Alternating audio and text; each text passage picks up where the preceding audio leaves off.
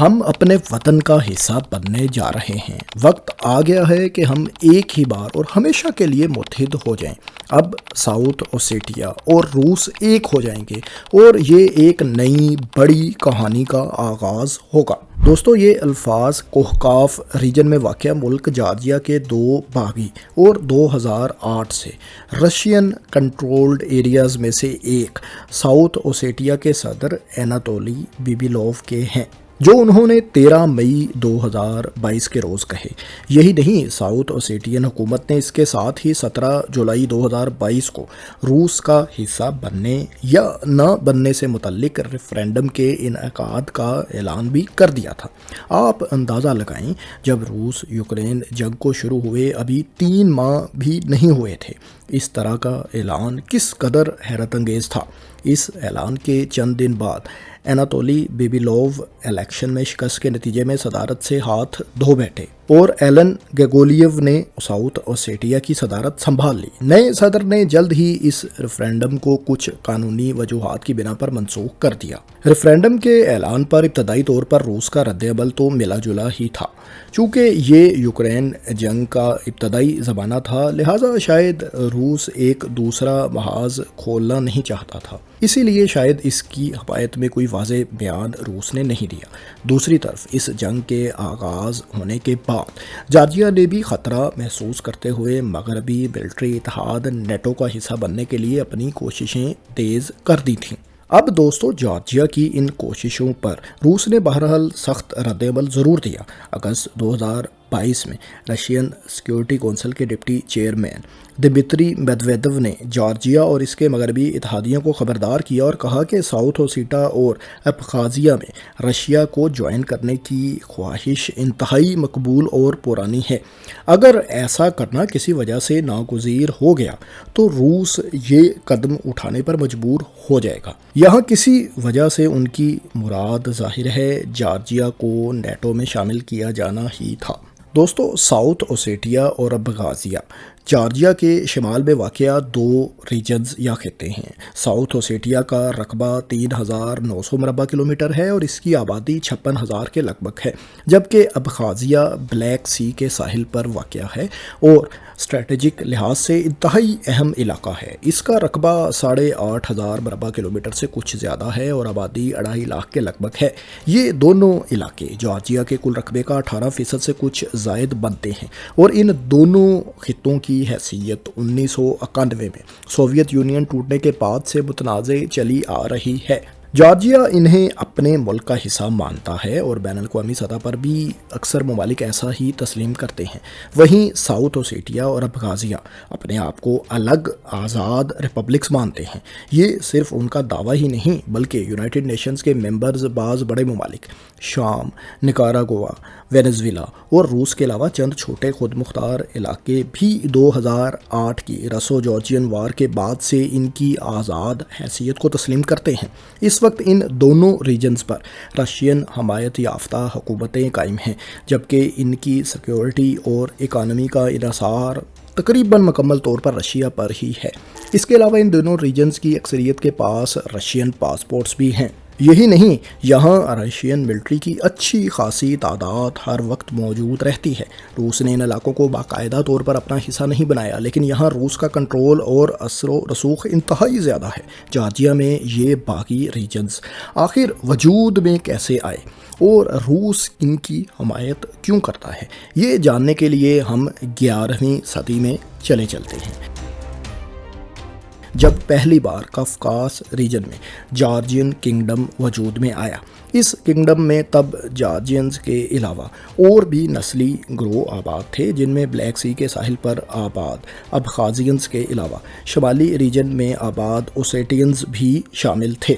اوسیٹینز mixed Iranian اور Caucasian نسل کے لوگ تھے جو 8ویں یا 9ویں صدی کے دوران اس خطے میں آباد ہوئے تھے، جو تب کنگڈم آف جارجیا کا حصہ تھا۔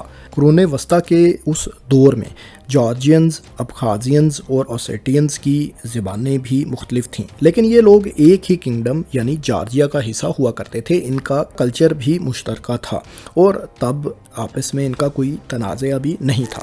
12ویں اور 13ویں صدی میں اس کنگڈم نے اپنا عروج دیکھا اور یہ قفقاز کے پہاڑوں سے نکل کر شمال اور جنوب دونوں طرف پھیلا۔ اسی دوران پھر منگول اس خطہ پر حملہ آور ہوتے ہیں اور یہ لوگ جارجیا کو بری طرح تباہ و برباد کر دیتے ہیں۔ اس کے بعد 14ویں صدی میں ترکو منگول جنگجو تیمور اس علاقے میں آتے ہیں، وہ بھی جارجین ریاست کو مزید تباہی کی طرف لے جاتے ہیں۔ 17ویں صدی میں یہ علاقہ 2 مسلم امپائرز کے زیر اثر آتا ہے۔ اس کے مغربی اور بلیک سی کے ساحلی ریجن پر عثمانی ترکوں، جبکہ مشرقی حصے پر ایرانی صفوی سلطنت کا کنٹرول ہو جاتا ہے۔ 18ویں صدی میں اس ریجن میں شمال کی طرف سے ایک تیسرا امپائر بھی آن وارد ہوتا ہے اور یہ تیسرا امپائر تھا رشین امپائر۔ اس کے بعد پھر یہ ریجن تینوں طاقتوں کے لیے میدان جنگ بنا رہا۔ اس کا کچھ شمالی حصہ رشینز نے اپنے زیر کنٹرول بھی کر لیا۔ روس نے عثمانیوں اور پرشینز کے ساتھ لڑائی جاری رکھی اور ریجن کا سارا علاقہ بالآخر 19ویں صدی میں رشیا کے کنٹرول میں چلا گیا۔ رشیا کے زیر اثر آ جانے کے بعد یہاں آباد نسلی گروہوں نے رشینز کے خلاف مختلف رویہ اپنایا۔ اوسیٹینز بنیادی طور پر روس کے حامی تھے اور شروع ہی سے روس کی سپورٹ کرتے تھے۔ مختلف امپائرز کے ساتھ لڑائیوں میں بھی انہوں نے روس کا بھرپور ساتھ دیا۔ جارجینز ابتدائی طور پر رشیا کے اس ریجن میں براہ راست کنٹرول کے مخالف تھے، لیکن بعد میں یہ لوگ کسی حد تک رشین کنٹرول کو تسلیم کرنے لگے۔ البتہ ابخازینز کی طرف سے روس کو بالکل بھی ویلکم نہیں کیا گیا تھا، بلکہ ان کے خلاف روس کو اچھی خاصی مزاحمت کا سامنا کرنا پڑا تھا۔ یہ لوگ اسٹریٹجک بلیک سی کے ساحل پر آباد تھے، لہٰذا روس نے انہیں اس علاقے سے بے دخل کرنا شروع کر دیا اور یہاں اپنے حامیوں کو لا کر آباد کرنے لگا، جن میں رشینز، آرمینینز اور جارجین نسل کے لوگ شامل تھے، تاکہ یہاں کی ڈیموگرافی کو روس کے حق میں کیا جا سکے۔ جنگ عظیم اول تک تو یہاں رشینز کا اسٹرانگ ہولڈ تھا، لیکن جنگ کے بعد رشین امپائر کمزور ہو گیا اور روس میں ایک تباہ کن سول وار کا آغاز ہو گیا۔ کمیونسٹ انقلاب کے دوران جارجینز کی ہمدردیاں کمیونسٹ مخالف وائٹ آرمی کے ساتھ تھیں، لیکن جب انہیں یہ محسوس ہوا کہ کمیونسٹ ریڈ آرمی یہ جنگ جیتنے جا رہی ہے تو جارجیا نے 1918 میں اپنی آزادی کا اعلان کر دیا۔ اس اعلان کے ساتھ ہی جارجیا میں آباد نسلی گروہوں کے درمیان تنازعات کا آغاز ہو گیا۔ مختلف ادوار میں مختلف امپائرز کا حصہ رہنے کی وجہ سے اب ابخازینز اور اوسیٹینز کا رویہ جارجینز کے بارے میں باغیانہ تھا اور یہ لوگ جارجین رول کے مخالف ہو چکے تھے۔ ریڈ آرمی جب سول وار جیت گئی تو اس نے ایک بار پھر پورے کے پورے جارجیا کو یعنی ابخازینز اور اوسیٹینز کے علاقوں سمیت روس کے زیر اثر کر لیا۔ 1922 میں جب سوویت یونین کے قیام کا اعلان ہوا تو جارجیا کے نئے بارڈرز ڈرا کیے گئے۔ ابتدائی طور پر ابخازیا کو آزاد ریپبلک ڈکلیئر کیا گیا، لیکن بعد میں اس کو ساؤتھ اوسیٹیا اور ریڈ سی کے ساحل پر ایک اور چھوٹے سے علاقے کے ساتھ ملا کر جارجیا کا ہی ایک خود مختار ریجن بنا دیا گیا۔ اس دوران یہ بھی ہوا کہ تاریخی اوسیٹیا ریجن کا قفقاز پہاڑوں کا شمال کا علاقہ روس ہی کا حصہ رہنے دیا گیا، جبکہ جنوبی حصہ یعنی ساؤتھ اوسیٹیا جارجیا میں شامل کر دیا گیا۔ یہی وجہ ہے کہ جارجیا کے شمال میں ہونے کے باوجود اس علاقے کو جنوبی اوسیٹیا کہا جاتا ہے۔ دوستوں، ان بارڈرز کے ساتھ خود مختار علاقوں کے شہری ظاہر ہے خوش تو نہیں تھے، لیکن کیونکہ انہیں اب جارجیا کے اندر کسی نہ کسی حد تک خود مختاری حاصل تھی اور ایک بڑے اتحاد یعنی سوویت یونین کا حصہ بھی وہ بن چکے تھے، لہٰذا تب انہوں نے اس چیز کو ایک بہت بڑا ایشو نہیں سمجھا۔ لیکن جب 1980 کی دہائی میں سوویت یونین میں نیشنلزم کی ہوا چلی تو جارجیا میں بھی ظاہر ہے اس کے اثرات دیکھے گئے اور 1991 میں جارجیا، ابخازیا اور ساؤتھ اوسیٹیا سمیت سوویت یونین سے الگ ہو گیا۔ حالانکہ ابخازیا اور ساؤتھ اوسیٹیا شاید اس کے حق میں نہیں تھے، یعنی وہ سوویت یونین یا روس ہی کے ساتھ رہنا چاہتے تھے۔ پھر دوستو، جیسا کہ آپ جانتے ہی ہیں کہ اس طرح کے معاملات میں سول وار کا آغاز ہو جاتا ہے اور یہاں بھی ایسا ہی ہوا۔ بہرحال یہ ضرور جان لیں کہ اب ابخازیا جارجیا سے مکمل آزادی کا مطالبہ کر رہا تھا، جبکہ اس کے برعکس ساؤتھ اوسیٹیا آزادی کے علاوہ رشین کنٹرولڈ شمالی اوسیٹیا کے ساتھ شامل ہو کر روس ہی کا حصہ بننے کے آپشن پر بھی غور کر رہا تھا۔ دونوں باغی ریجنز کو کافکاز ریجنز کے جنگجوؤں کی حمایت بھی حاصل تھی۔ سول وار 1990 کی دہائی کے ابتدائی سالوں میں ہی روس کی ثالثی سے ختم بھی ایک بار ہو گئی اور رشین پیس کیپر مشن نے ان ریجنز کا کنٹرول سنبھال لیا۔ اس جنگ کے خاتمے پر دونوں علاقوں نے اپنی آزادی کا اعلان تو کر دیا، لیکن اسے دنیا بھر میں ریکگنیشن زیادہ نہیں ملی، بلکہ ان دونوں علاقوں کو جارجیا کے خود مختار علاقوں کی طرح ہی ٹریٹ کیا جاتا رہا۔ 90s میں اس وقت کے رشین صدر بورس یلسن چاہتے ہوئے بھی ان علاقوں کی زیادہ حمایت کر کے جارجیا کو اپنے خلاف نہیں کرنا چاہتے تھے۔ دوستو، پھر 21ویں صدی کا سورج طلوع ہوتا ہے اور 2000 میں ولادیمیر پوٹن روس کی صدارت سنبھال لیتے ہیں اور وہ ان دونوں باغی خطوں کو بھرپور انداز میں سپورٹ کرنا شروع کر دیتے ہیں۔ مزید وہ جارجیا پر مغربی ملٹری اتحاد نیٹو سے دور رہنے کے لیے دباؤ بھی ڈالتے ہیں۔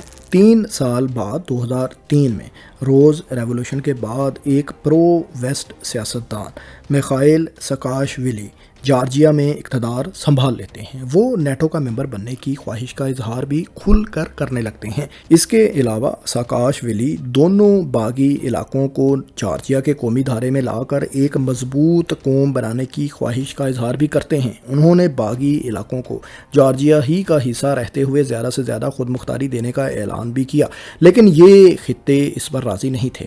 اس انکار پر جارجین حکومت نے باغیوں کے خلاف کریک ڈاؤن کا آغاز کر دیا اور یہ سلسلہ آہستہ آہستہ بڑھتا چلا گیا۔ اسی ایشو کو لے کر پھر روس اور جارجیا کے تعلقات بھی خراب ہونے لگے۔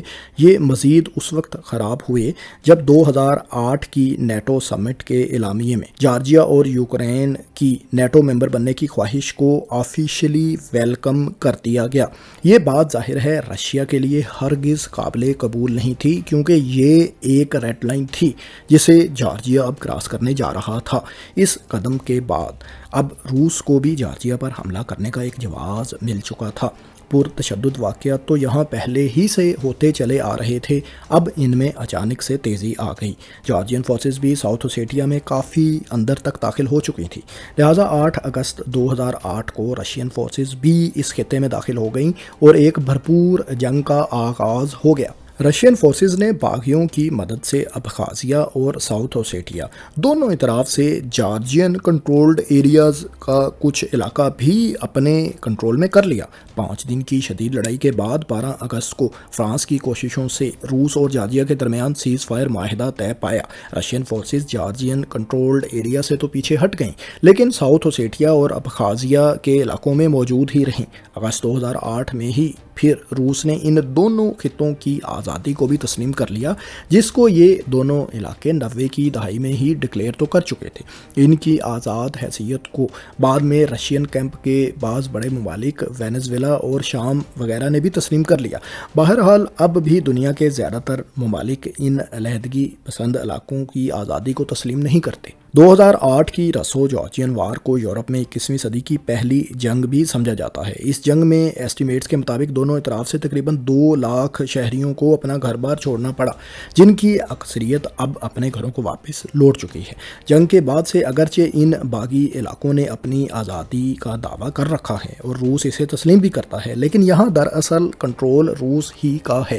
روس ہی کی حمایتی حکومتیں ان دونوں علاقے میں قائم ہوتی ہیں۔ ابخازیہ اور ساؤتھ اوسیٹیا دونوں میں ہی رشین ملٹری کی بڑی تعداد ہر وقت موجود رہتی ہے۔ ٹروپس کی درست تعداد تو نہیں بتائی جا سکتی، لیکن غیر مصدقہ اندازوں کے مطابق زیادہ سے زیادہ 10,000 رشین فورسز یہاں ہر وقت موجود رہتی ہے۔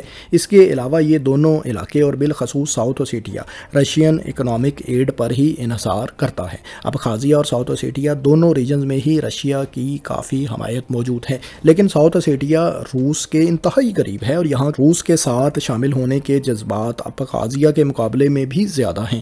اس کی وجہ ظاہر ہے یہی ہے کہ اس کا شمالی حصہ یعنی شمالی اوسیٹیا پہلے ہی سے روس کا حصہ ہے اور یہ اسی تاریخی ریجن کا حصہ بننا چاہتا ہے۔ اب اس امکان کی دوستوں بات کر لیتے ہیں کہ کیا رشیا کسی ریفرینڈم کے بعد ان علاقوں کو اپنا حصہ بنا لے گا، جیسا کہ اس نے کرائمیا کو 2014 میں اپنے اندر ضم کر لیا تھا؟ تو دوستوں اس بات کے امکانات ماہرین کے مطابق زیادہ نہیں۔ اس کی ایک وجہ تو یہ ہے کہ اس طرح کے اقدامات سے روس کو شدید معاشی پابندیوں کا سامنا کرنا پڑ سکتا ہے۔ ہاں لیکن یہ ضرور ہے کہ روس ان علاقوں کو بارگیننگ چپ کے طور پر استعمال کرتا رہے گا۔ جیسا کہ ہم نے شروع میں بھی ذکر کیا کہ جارجیا کی نیٹو ممبر بننے کی کوششوں پر روس نے ان دونوں علاقوں کو اپنے اندر ضم کرنے کے بارے میں بیان دے دیا تھا۔ اس کے علاوہ دوستو اگر ہم ساؤتھ اوسیٹیا کے کیس میں دیکھیں تو شمالی اور جنوبی اوسیٹین ریجنز میں کافکاز کا پہاڑی سلسلہ حائل ہے، لہذا مکمل طور پر روس میں شامل کرنے یا دونوں ریجنز کو ملا کر ایک خود مختار ریپبلک آف اوسیٹیا ڈکلیئر کر دینے سے بھی متصل کیے جانے کے مقاصد ظاہر ہے پورے نہیں ہوں گے۔ تجزیہ کاروں کا خیال یہی ہے کہ ان علاقوں کی روس پر مکمل ڈپینڈنسی اور سخت کنٹرول تو قائم ہی رہے گا، لیکن رشیا شاید ان علاقوں کو مکمل طور پر روس کا حصہ ڈکلیئر نہیں کرے گا۔ دوستو جارجیا میں جاری تنازع سے متعلق یہ ویڈیو آپ کو کیسی لگی؟ کیا آپ کی معلومات میں اضافہ ہوا؟ کامنٹ سیکشن میں اپنی رائے سے ضرور آگاہ کریں، ہم آپ کے کامنٹس پڑھتے ہیں۔ اس کے علاوہ اگر ماڈرن کانفلکٹ سے متعلق کوئی بھی آئیڈیا آپ کے ذہن میں ہے تو وہ بھی ہمارے ساتھ شیئر کریں۔ ہماری ویڈیو کو لائک ضرور کریں اور ہمارے چینل کو اس قسم کی مزید دلچسپ اور تحقیقاتی معلوماتی ویڈیوز دیکھنے کے لیے سبسکرائب بھی کر لیں۔ شکریہ۔